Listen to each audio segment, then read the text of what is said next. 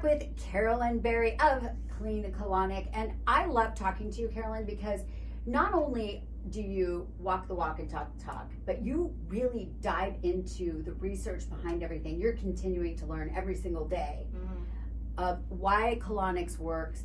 You know, diet is so confusing these days because they come out and they say, if you do this, this is going to make you the healthiest. And then they go, wait, no, if you do this, you're going to be the healthiest. And you've sort of experienced that. Yeah, I remember trying to figure out before the colonics what was wrong with me. I did every diet possible. You've probably heard eat right for your blood type. Listen, I've done every diet possible also. Okay, yeah, exactly. Yeah, you have the history as well. Yeah. So then what I just did what works for me. And then I also would encourage people like, oh, give that a try. Maybe it works for you. So I don't think there's like a one all. Definitely. So that's why I always like to tell my story. I was actually vegan for a long time because when I was trying to find out what was going on with me a long time ago, I mean, I remember there was a stint, I didn't drink alcohol because I was like, well, maybe it's the alcohol causing my problems. For 2 years, I didn't have a drink.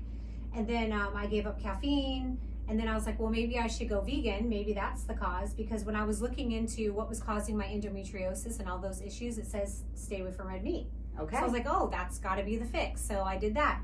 And then after 2 years, nothing changed. So I just said, well, I might as well eat Wendy's or whatever. And then I tried Eat Right for Your Blood Type. That didn't work. Mainly, then I decided, okay, I'm going to go dive into this veganism even harder. And I became an alkaline vegan, which means I didn't even eat a vegetable unless I had a seed in it.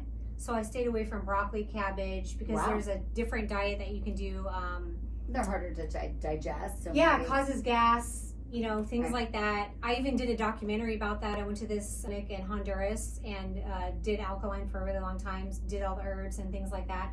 And even starting my colonic business, I did realize that, okay, I'm going to continue to eat vegan, but then once in a while I would kind of start to throw in fish. And so I started to wean myself out of it. And then I ended up getting blood clots again for the second time. Wow. And then when I was doing research on that, because I had to start taking blood thinners again.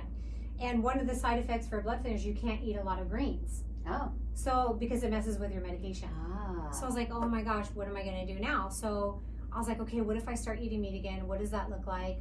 Then I stumbled across Dr. Ken Berry. One thing that caught me was he did some research with people who had colostomy bags. Oh. You know, so that's where like they take out your large intestines and then they put a bag on you.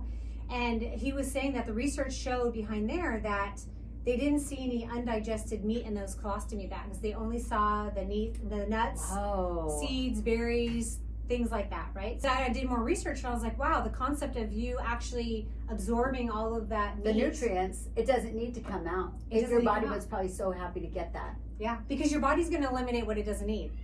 What it can't digest. Interesting. You know? Listen to your body.